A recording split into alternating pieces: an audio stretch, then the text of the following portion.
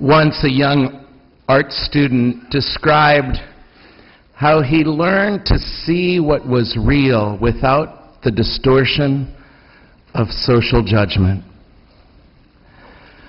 When he learned to see differently than how he had been formed to see, something shifted in him and revealed this most amazing beauty. He was in college, and every few weeks he'd join together with another group of student artists, and they'd all pitch in a few bucks to rent a studio and to hire a model. Most of the people they got to pose were college students with bodies that matched the social ideal: slender, fit, perfectly proportioned. He said, and then one day, we got somebody really different. She looked well over 60, with a deeply lined face and a body that was probably 50 pounds heavier than her doctor would have liked. She'd had a few doctors too, judging from her scars. Shining purple welts from a C-section and a knee surgery cut deep rifts into the rippled fat of her lower body. Another scar ran across her chest where her left breast had once been. The young artist said that to truly draw, you can't do it well with social stereotypes. He said that as he began to draw this maimed old woman, the most amazing thing happened. Within 5 minutes, she became a person of absolutely wondrous beauty. She didn't look like a supermodel. She didn't have to. Her body, in and of itself, was as beautiful as a piece of polished driftwood or a wind-carved rock or a waterfall. His true self didn't know that he was supposed to compare the woman to various movie stars. It simply saw her as she was, an exquisite sculptural form. And I quote him now. When this perceptual shift happened, I was so surprised that I stopped drawing and simply stared. The model seemed to notice this, and without turning her head, looked straight into my eyes. Then I saw the ghost of a smile flicker across her face, and I realized something else. I realized she knew she was beautiful. She knew it, and she knew that I'd seen it. Maybe that's why she consented to pose in the first place, knowing that a room full of artists couldn't draw her without seeing her. I mean, really seeing her. She may have decided to give us a gentle education about our perceptions and teach us to see what is beautiful.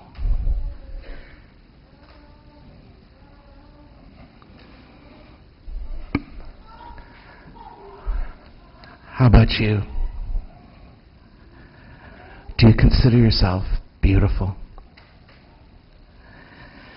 Can you see yourself, not just your body, though that too, but all of you as you are?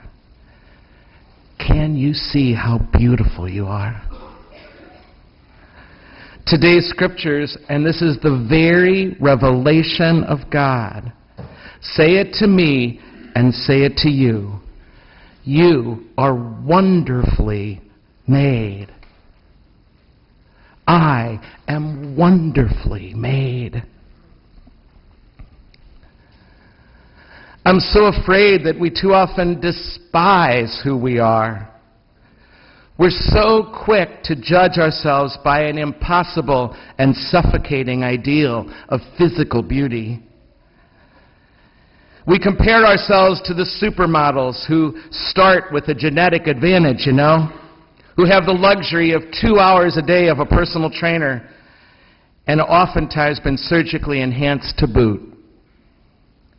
We are painfully aware in so many ways that we don't measure up.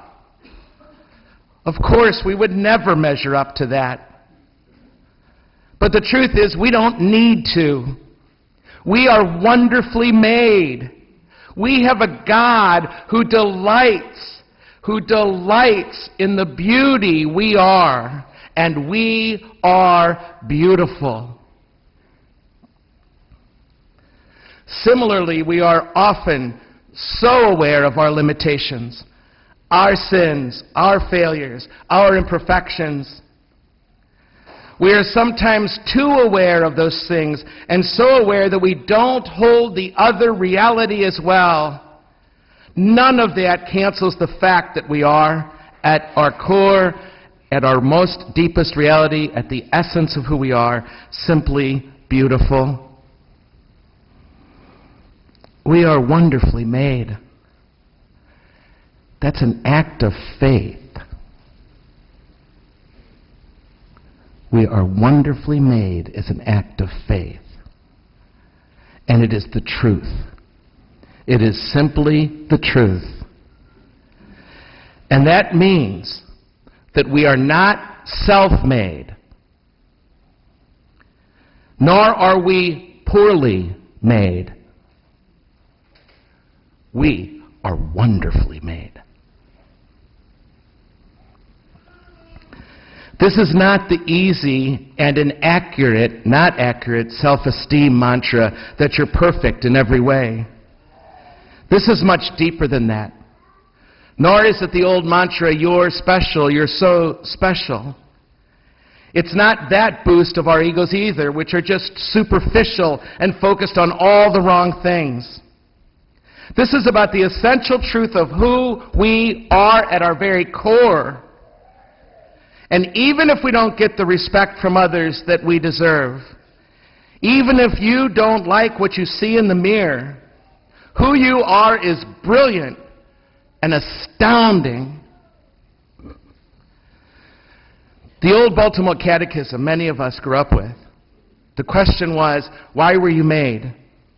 The answer, to know God, to love God, to serve Him in this world and enjoy Him in the next. Not inaccurate. But can I tell you what the African Catechism says to that very same question? Very different answer. Why did God make you? Because He thought you would like it.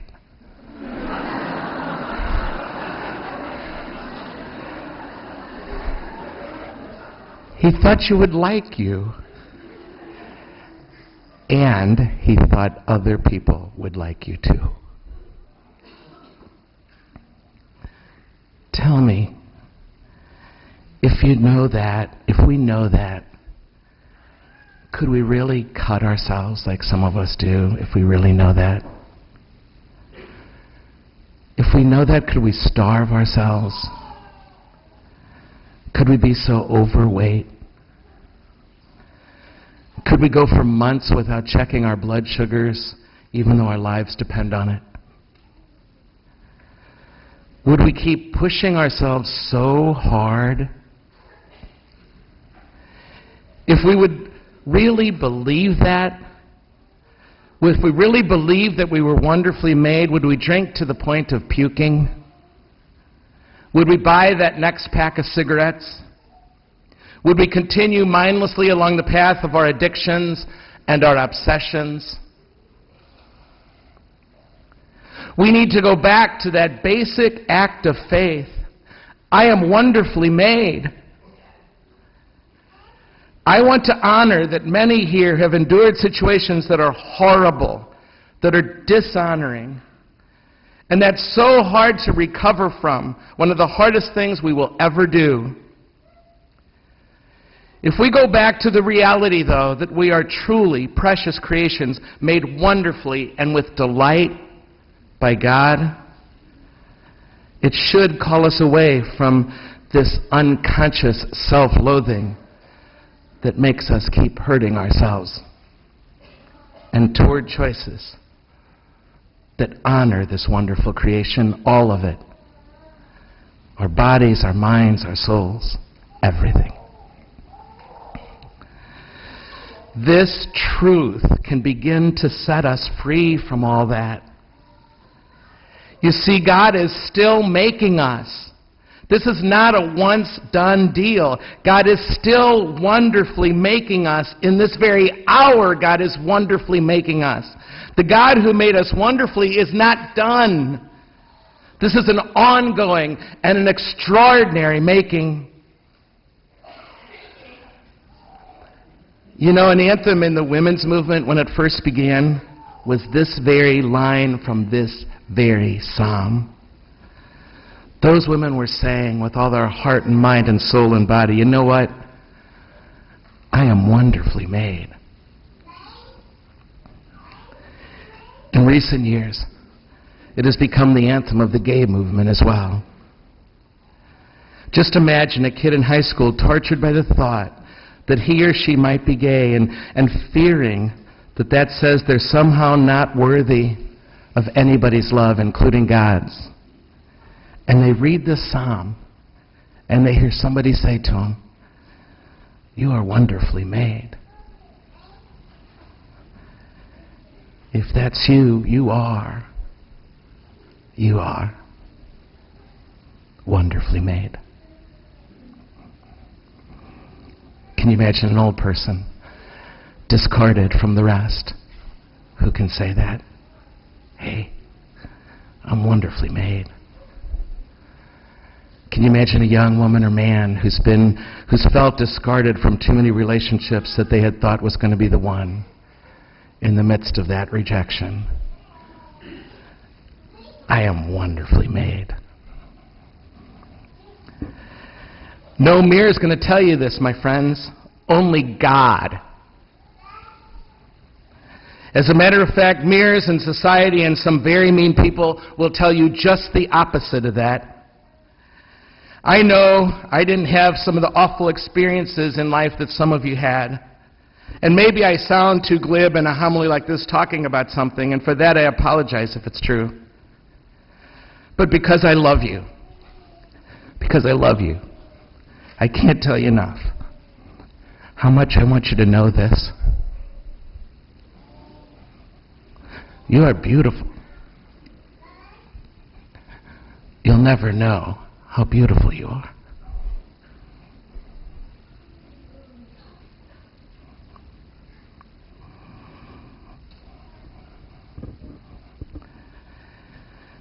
I am wonderfully made. Can you say that with me one last time? I am wonderfully made. Would that we would have that young artist's eyes. The artist saw it. God sees it. Do you know how beautiful you are?